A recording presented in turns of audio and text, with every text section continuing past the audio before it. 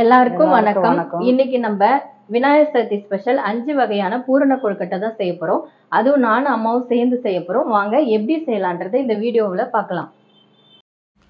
பூரண கொழுக்கட்டைக்கு 100 கிராம் வெள்ளை எள்ளு, 100 கிராம் கருப்பு எள்ளு நல்லா வறுத்து எடுத்துக்கலாம்.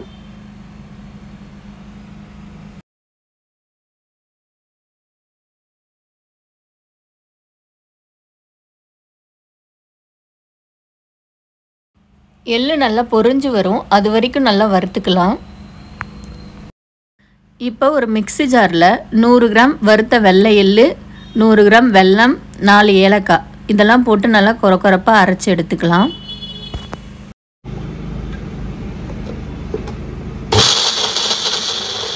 இப்போ வெள்ளை எள்ளு பூரணம் ரெடி ஆயிடுச்சு. அடுத்து கருப்பு எள்ளு அரைச்சிக்கலாம். இதே ரேஷியோவில் நம்ம போட்டு அரைச்சி எடுத்துக்கலாம், கொரப்பாக அரைச்சிக்கலாம். உங்களுக்கு ஸ்வீட் அதிகமாக வேணும்னா நீங்கள் எக்ஸ்ட்ரா வெல்லம் ஆட் பண்ணிக்கலாம்.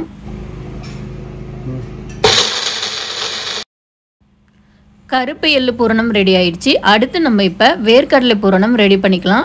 அடுத்து இப்போ ஒரு மிக்ஸி ஜாரில் 100 கிராம் வறுத்த வேர்க்கடலை, 100 கிராம் வெல்லம், 4 ஏலக்காய் இதெல்லாம் சேர்த்து நல்லா கொரப்பாக அரைச்சி எடுத்துக்கலாம். வேர்க்கடலை பூரணம் ரெடி ஆயிடுச்சு. அடுத்து நம்ம இப்போ தேங்காய் பூரணத்துக்காக ஒரு பேனில் 1 கப் துருவல் தேங்காய் எடுத்துகிட்டு அதை நல்லா ஃப்ரை பண்ணிக்கலாம்.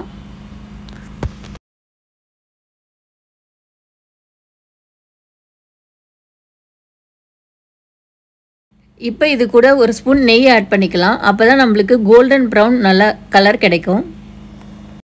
தேங்காய் நல்லா நெய்யோடு சேர்ந்து ஃப்ரை ஆகி சூப்பராக இருக்குது. இப்போ இது கூட நம்ம கொஞ்சமாக ஏலக்காய் பொடி, அதுக்கப்புறம் அது கூட 1 கப் வெல்லம் ஆட் பண்ணிக்கலாம். தேங்காயோட அந்த வெல்லத்தை நல்லா மிக்ஸ் பண்ணிவிட்டு ஸ்டவ் ஆஃப் பண்ணிடலாம்.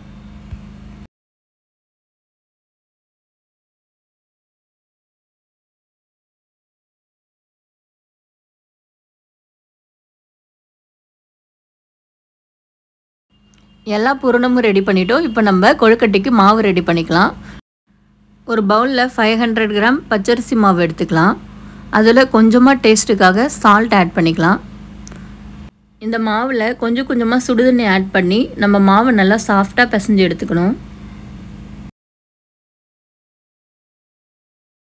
இதை மாதிரி சாஃப்டாக மாவு ரெடி பண்ணி எடுத்துக்கோங்க. இப்போ 5 வகையான ஸ்டஃபிங் என்னென்னு பார்க்கலாம். ஃபஸ்ட்டு இருக்கிறது தேங்காய் ஸ்டஃபிங், அடுத்து வேர்க்கடலை ஸ்டஃபிங், அடுத்து கருப்பு எள்ளு,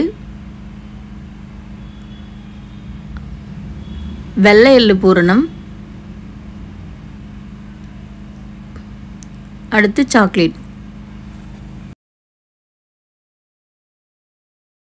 இப்போ நம்ம ஸ்டஃபிங் வச்சு கொழுக்கட்டை ரெடி பண்ணிக்கலாம். அதுக்கு ஃபஸ்ட்டு நம்ம பிசைஞ்சு வச்சுருக்க மாவில் ஒரு பால் சைஸ் மாவு எடுத்துக்கலாம், நல்லா உருட்டிட்டு.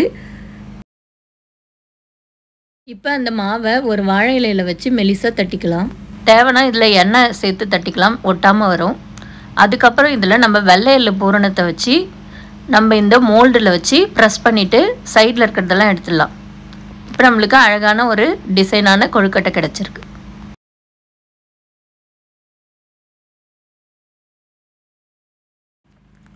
அடுத்து இப்போ நம்ம சாக்லேட் ஸ்டஃபிங் கொழுக்கட்டை ரெடி பண்ணிக்கலாம். அதுக்கு இப்போ இந்த மோல்டில் லைட்டாக எண்ணெய் அப்ளை பண்ணிவிட்டு அதுக்கப்புறம் மாவு கொஞ்சம் பால் சைஸ் எடுத்துகிட்டு அது உள்ளே ப்ரெஸ் பண்ணிவிட்டு சைடில் மட்டும் மாவு இருக்கணும். நடுவில் வந்து நம்மளுக்கு சாக்லேட் வைக்கிறதுக்காக ஸ்பேஸ் வைக்கிற மாதிரி நம்ம ரொட்டேட் பண்ணி நல்லா ப்ரெஸ் பண்ணி எடுத்துக்கலாம்.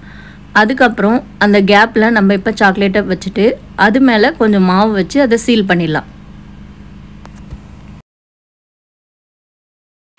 பாருங்கள் எவ்வளோ அழகாக ஒரு சாக்லேட் கொழுக்கட்டை ரெடி ஆயிடுச்சு.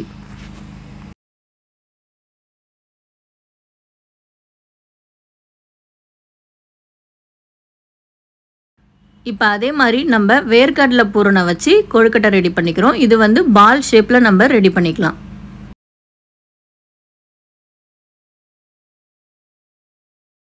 இதை மாதிரி அழகாக பால் ஷேப் ரெடி பண்ணிக்கோங்க.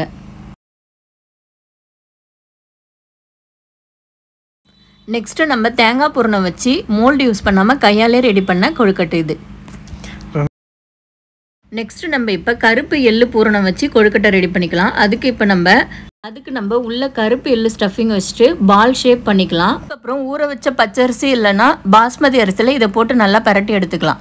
இப்போ எல்லா வகையான கொழுக்கட்டையும் ரெடி ஆயிடுச்சு. இப்போ நம்ம இதை எல்லாத்தையுமே ஆவி காட்டி எடுத்துக்கலாம். 10 நிமிஷம் வேக வச்சா போதும். ரொம்ப வேக வச்சா ஸ்டஃபிங் வெளியில் வந்துடும்.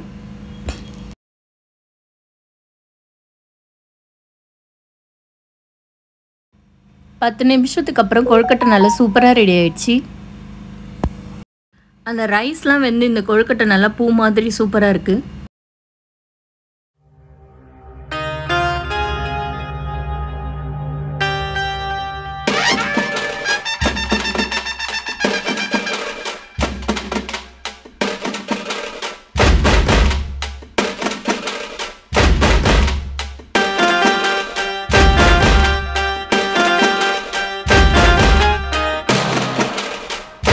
சாக்லேட் கொழுக்கட்டை பாருங்கள் சூப்பராக இருக்குது. இது கண்டிப்பாக கிட்ஸுக்கு ரொம்ப பிடிக்கும்.